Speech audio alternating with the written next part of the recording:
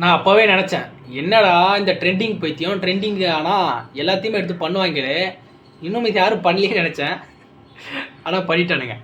நம்ம வந்து ஏற்கனவே பார்த்துருந்தோம், ஒரு அமெரிக்காவில் வந்து 2 காதல் ஜோடிகள் வந்து பெரிய உயரமான டவர் மேலே ஏறி அங்கே நின்று ஃபோர்ஸ்லாம் கொடுத்து ப்ரொப்போஸ் பண்ணதெல்லாம் நம்ம பார்த்தோம்.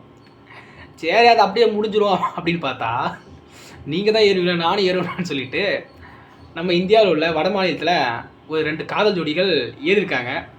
ஆனால் அவங்களால தொட முடிஞ்சுதான்னு பார்த்தா அது ஒரு சின்னதுன்னு சொல்ல முடியாது. கிட்டத்தட்ட அதுவும் ஒரு நம்ம வழக்கமாக நம்ம கிராமப்புறங்கள்லாம் இருக்கும்ல, இந்த லென்த்தா டவர்கள், அந்த மாதிரி டவர் மேலே ஏறியிருக்காங்க. பாதி தூரம் ஏறினாங்க, அதுக்குள்ளே போலீஸ் வந்து உடனே பிடிச்சி கீழே இறக்கி விட்டாங்க. இதில் என்ன ஒரு சோகம்னா, அவங்களால அந்த சிகரத்தை தொட முடியல. ஆனால் அந்த சிகரத்தை தான் தொட முடியல. ஆனால் கண்டிப்பாக வீட்டில் போயிட்டு சரியான அடி வாங்கியிருப்பாங்க.